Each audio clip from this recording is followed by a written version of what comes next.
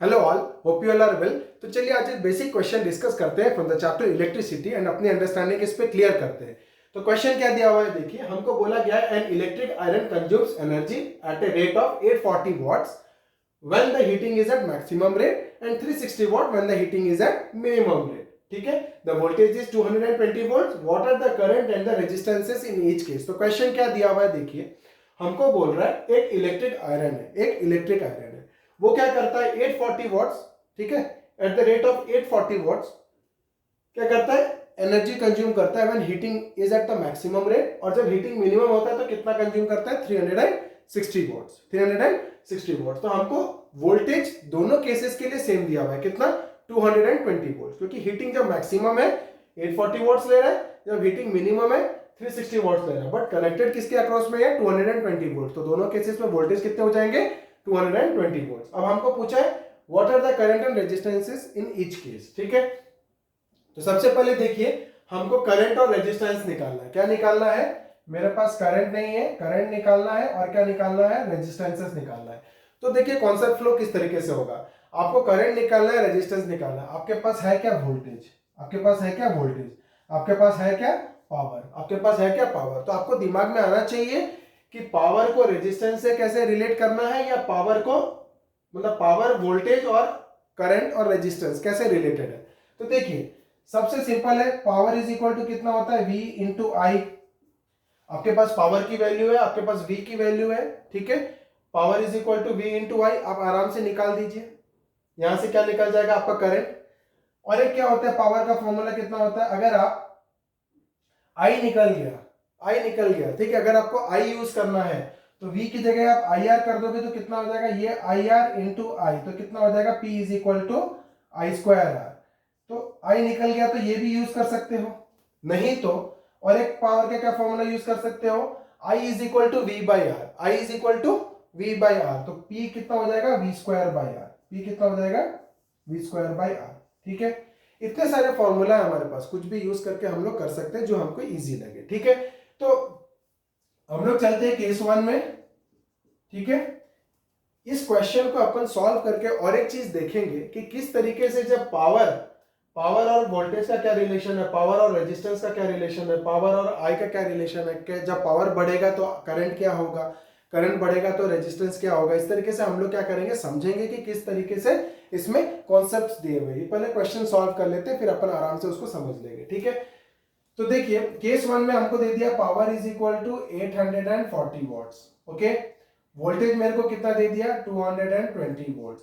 हम जानते हैं power is equal to V into I, okay, ना power is equal to 840, 840 is equal to 840 is equal to V into I, 220 into I. एक equation है, एक unknown है, आराम से निकल जाएगा।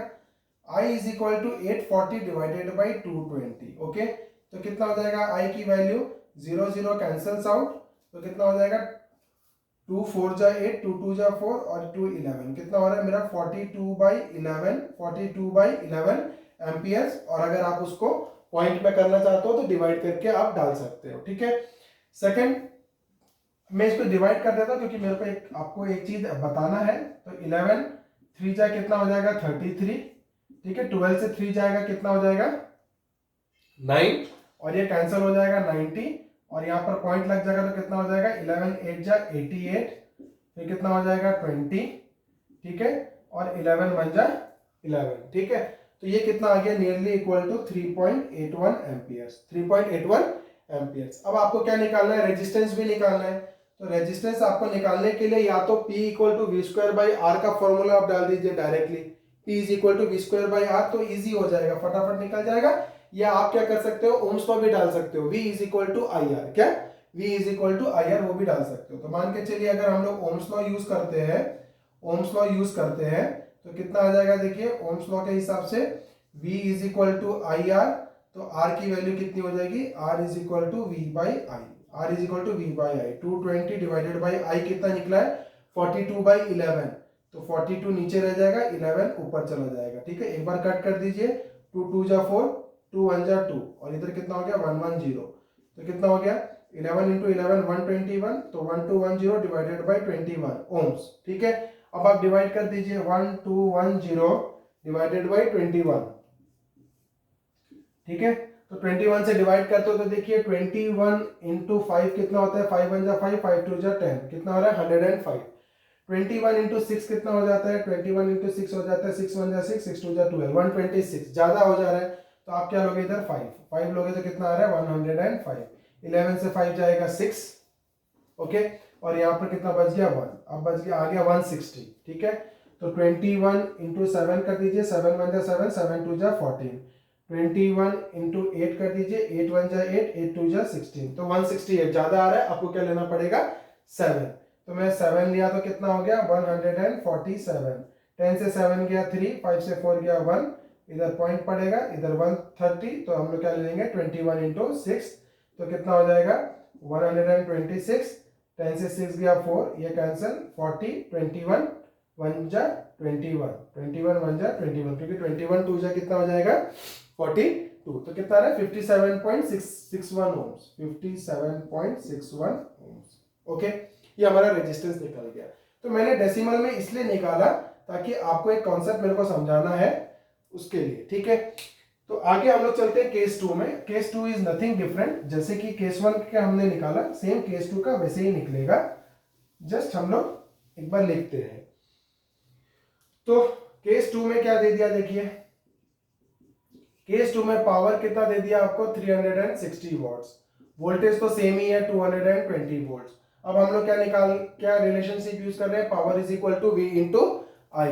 अब पावर की वैल्यू कितनी है 360 इज इक्वल टू वी की वैल्यू कितनी है 220, आई निकालना है, तो आई कितना हो जाएगा 360 डिवाइडेड बाई 220, 0 0 कैंसिल, तो 18 2 जा 36, और यहाँ पे कितना हो गया 2 11 जा 22, ठीक है। तो 2 1 जा 2, 2 8 जा 16, 18 बाई 11 एम्पियर्स आ गया, ठीक है। आप इसको पॉइंट पे कर दीजिए एक बार, तो 18 को 11 से करिए, 11 1 जा 11, कितना हो गया 8 से 1 गया 7, और ये कट गया, और यहाँ पे बच गया 70, ठीक है। और फिर यहाँ पे क्या लोगे आप 11 6 जा 66, 10 से 4 गया, 10 से 6 गया 4, ठीक है 40, तो 11 3 जा 33, तो हमारा कितना आ गया 1.63 एम्पियर, 1.63 एम्पियर्स, ओके। देन हम लोग क्या करेंगे, करंट तो निकल गया, अब हमको रेजिस्टेंस निकालना है। तो रेजिस्टेंस हम लोग कैसे निकालेंगे, V is equal to I R, which implies R कितना हो जाएगा V बाई आई।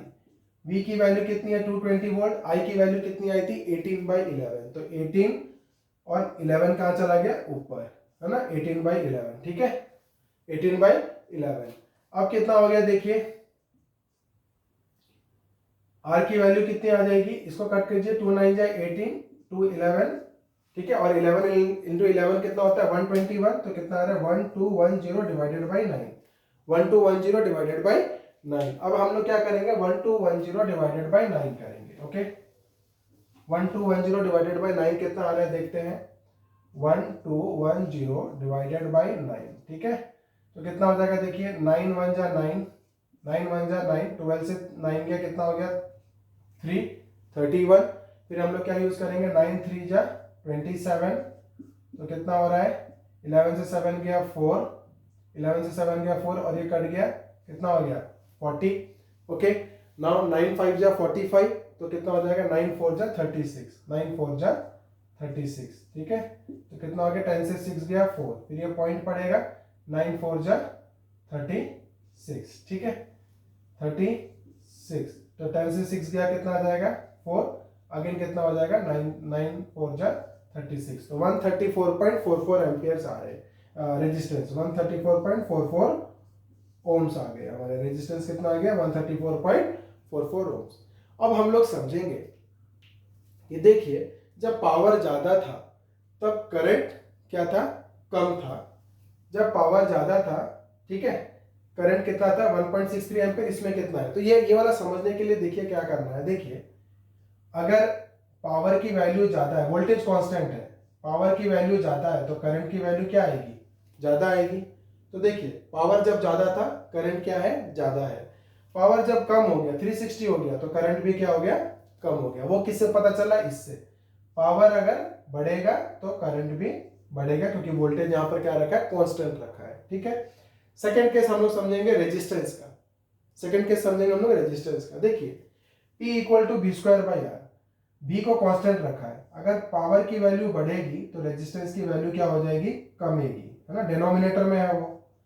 डिनोमिनेटर का वैल्यू जितना कम होगा उतना फ्रैक्शन का वैल्यू बढ़ेगा ना, तो पावर की वैल्यू बढ़ेगी तो रेजिस्टेंस की वैल्यू कमेगी। तो देखिए यहाँ पे पावर का वैल्यू ज्यादा है तो रेजिस्टेंस का वैल्यू कम है, पावर का वैल्यू यहाँ पर कम है तो रेजिस्टेंस का वैल्यू क्या है, ज्यादा है। ठीक है, तो यहाँ से हमको ये कॉन्सेप्ट भी समझने के लिए मिलता है। तो आज के वीडियो में इतना ही। बने रहिए मेरे साथ मेरे आगे वीडियोस के लिए, जहाँ पे हम और कुछ इंटरेस्टिंग क्वेश्चंस आपके लिए लेके आएंगे और आपकी अंडरस्टैंडिंग उस पर क्लियर करके देंगे। Thank you.